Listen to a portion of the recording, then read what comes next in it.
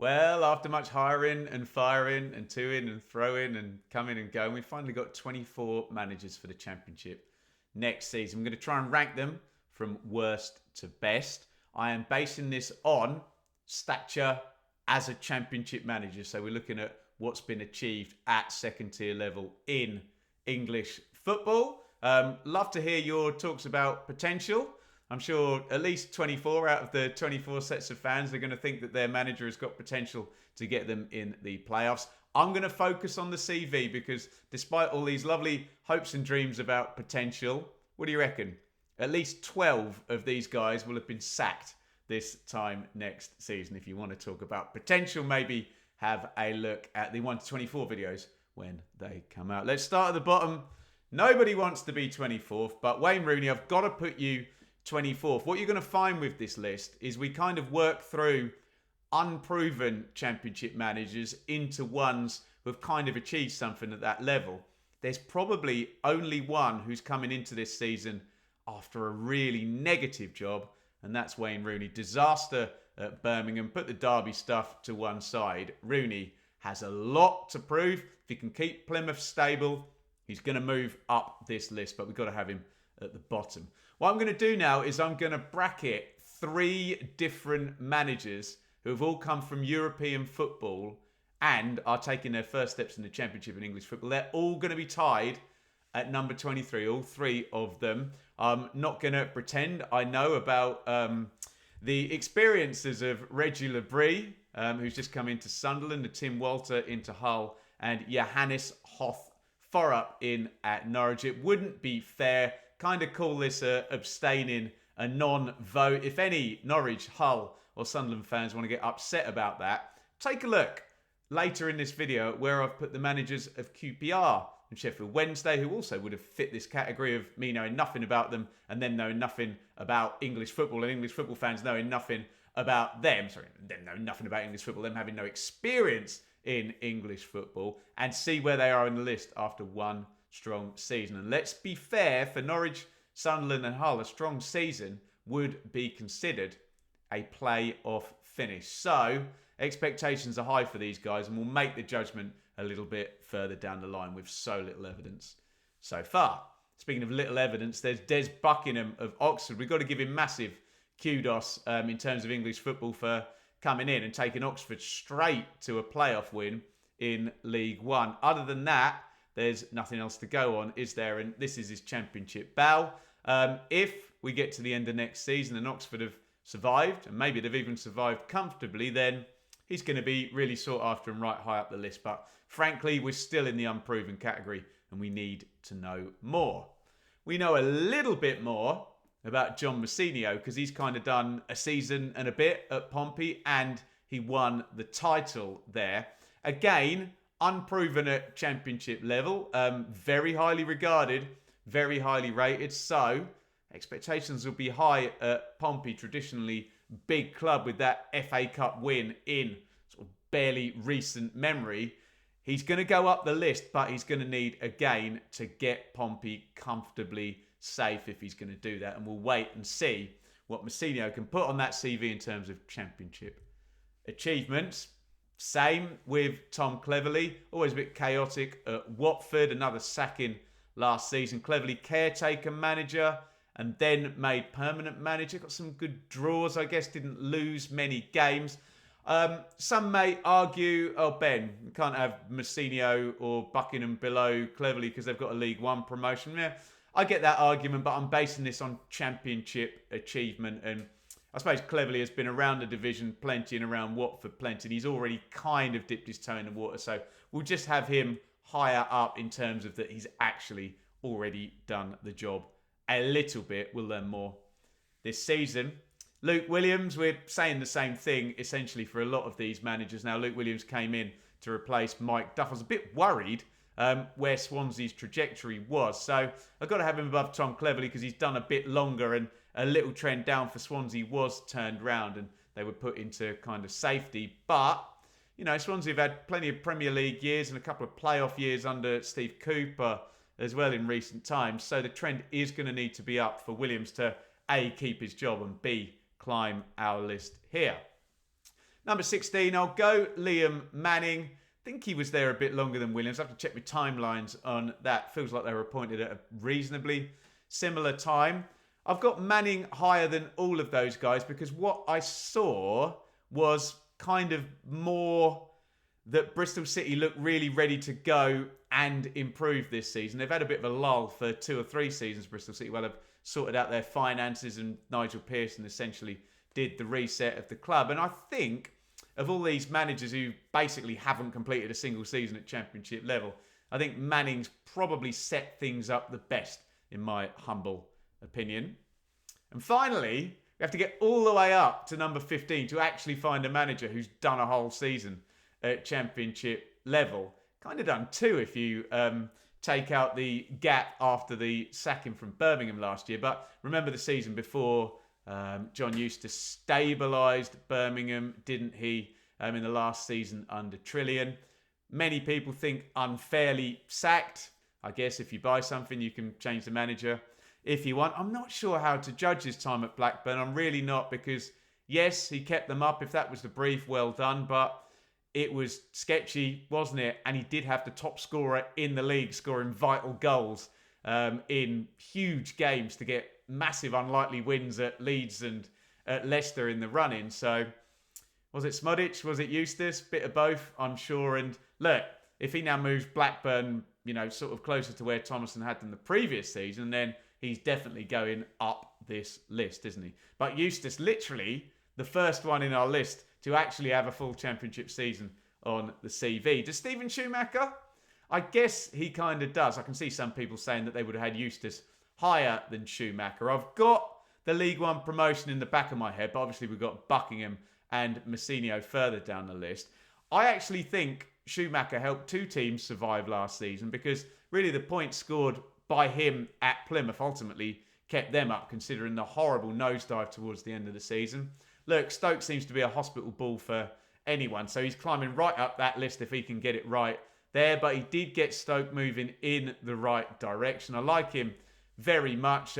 Good work through now sort of 3 different EFL divisions, if you kind of take his assistant work with Ryan Lowe at Plymouth into account as well.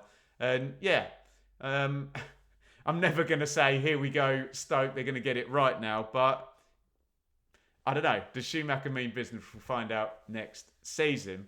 Here's a fascinating one, isn't it? I've put Paul Warne at 13. I'm sure some people would have him down with Rooney and they'd make the binary argument, Ben, Rotherham got repeatedly relegated under Paul Warne. I see it kind of differently. I think Paul Warne's an experienced Championship manager. He knows his way around. And let's be quite fair, the Matt Taylor keeping Rotherham up was again a lot predicated on the points Paul Warne scored at the start of the season. And I think, given Rotherham's size and budget, I think he pretty much punched there at Rotherham, even though ultimately they did go down twice, 3 times under Warne, but forget the first one because he came in halfway through the season. They were kind of already doomed, weren't they?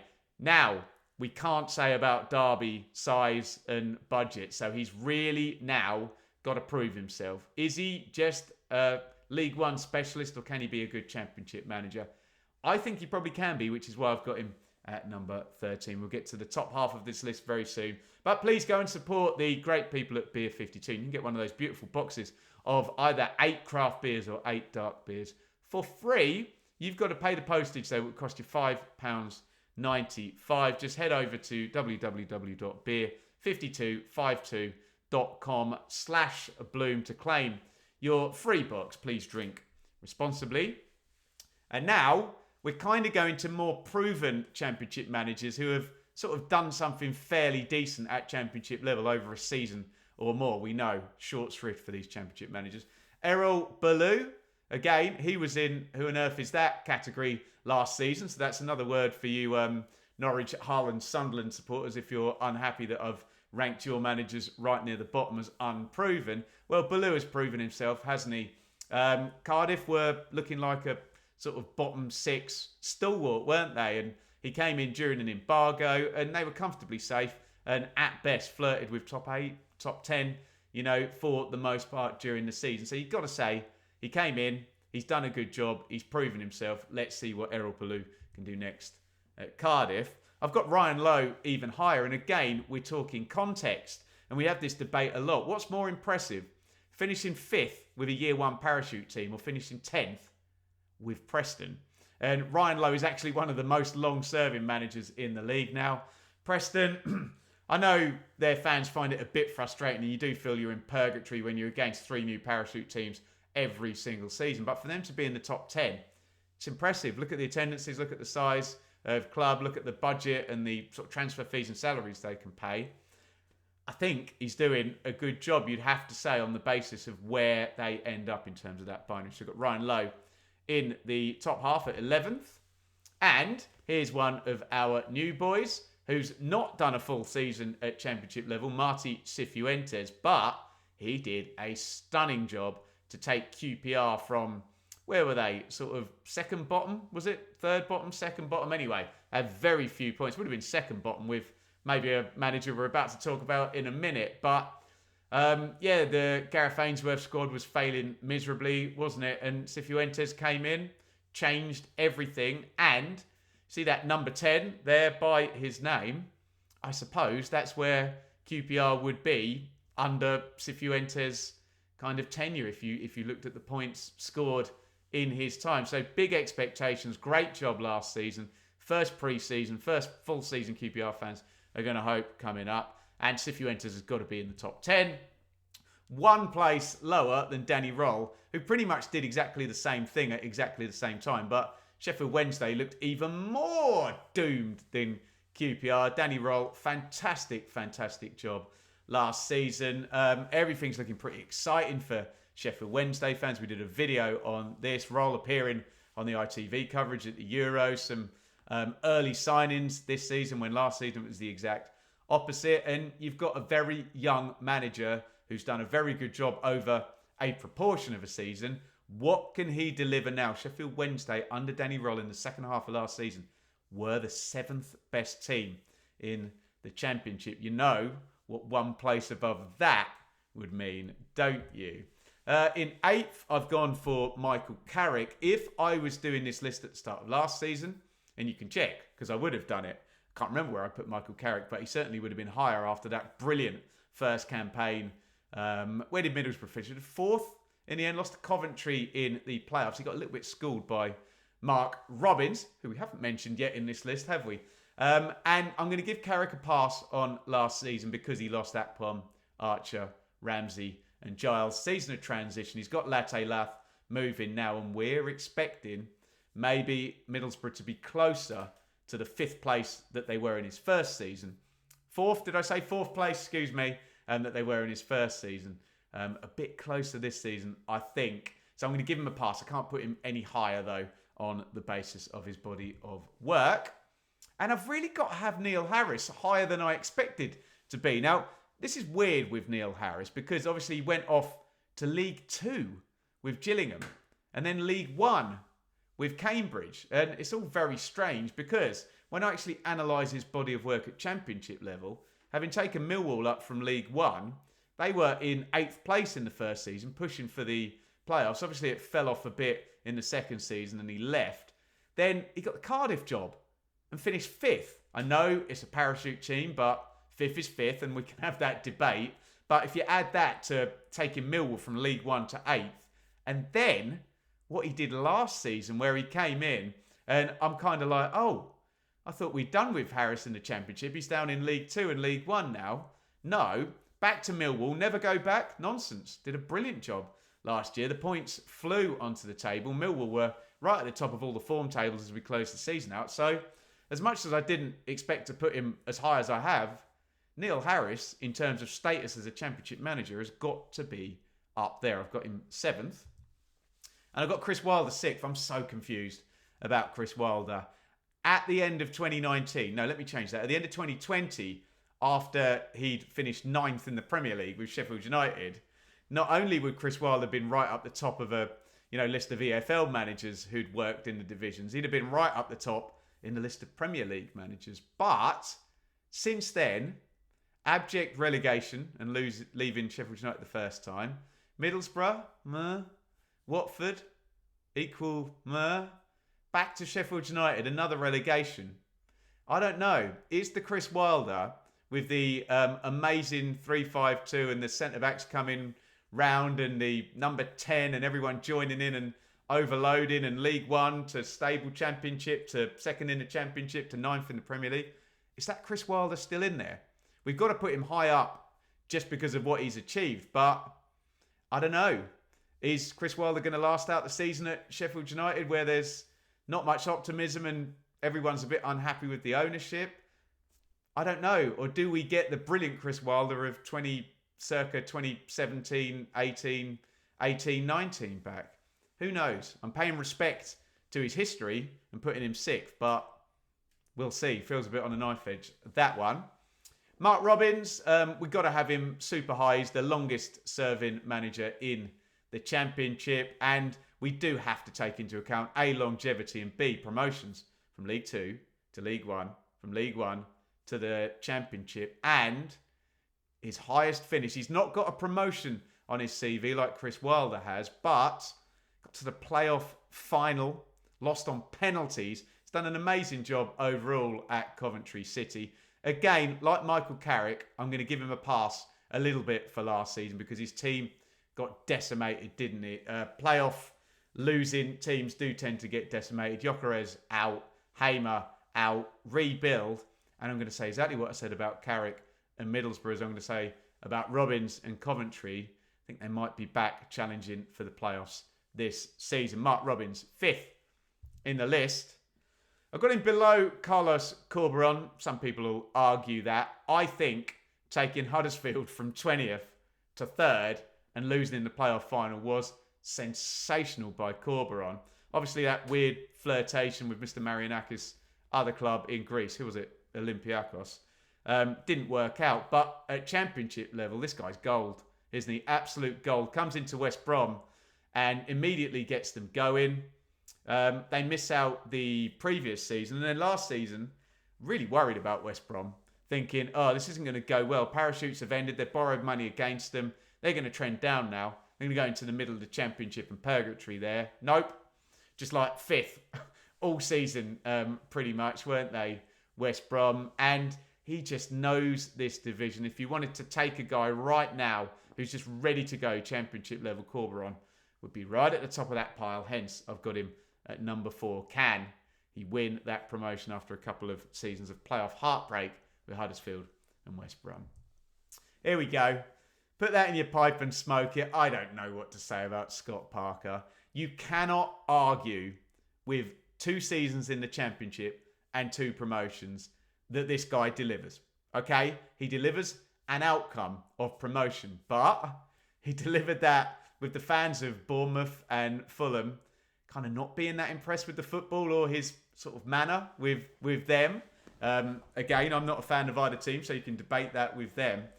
And he's done it with 2 parachute teams, hasn't he? Year 1 at Fulham, year 2 at Bournemouth. He's got a year 1 parachute team at Burnley. Again, yes, and we did a video about Scott Parker, so you can look in more detail. Marco Silva came in at Fulham with similar players and did something a bit more exciting and a bit more fun. Gary O'Neill came in with the same players at Bournemouth and Premier League survival was comfortably achieved. He's a myth. He's an enigma. Scott Parker, we'll find out more, but by God. And he's up against somebody else in this list going for a 3rd Championship promotion. If he gets a 3rd Championship promotion in 3 seasons, I don't know. We just have to stop the debate and say that's outstanding. So I've got Scott Parker 3rd, but I understand he's Marmite and he gets tongues wagging, doesn't he? 2nd place, I've gone for Rob Edwards on the basis I just really can't fault his managerial career in recent years. Forest Green, if you look at what happened in League One after he got them promoted up there, okay, they sold their players and got hung out to dry a little bit, didn't he? But they very much were not ready for League One, and it's just a kind of feather in the cap of Rob Edwards that he got him there with his brilliant sort of 3-5-2 shape. Went to Watford, maybe unfairly sacked. Across he goes to Luton, and in less than a season takes Luton into the playoffs and into the Premier League. I mean, what more could you do? Yes, Luton were trending up nicely, but that ship needed steering. And I have to say, given the spend and finishing above Burnley and Sheffield United in the Premier League, I don't think he did his reputation any harm in the Premier League either. So I've got to have Rob Edwards second. You could almost argue, other than Chris Wilder, he's got the most kind of credit in the bank at Premier League level as well. I know that's not what we're judging it on.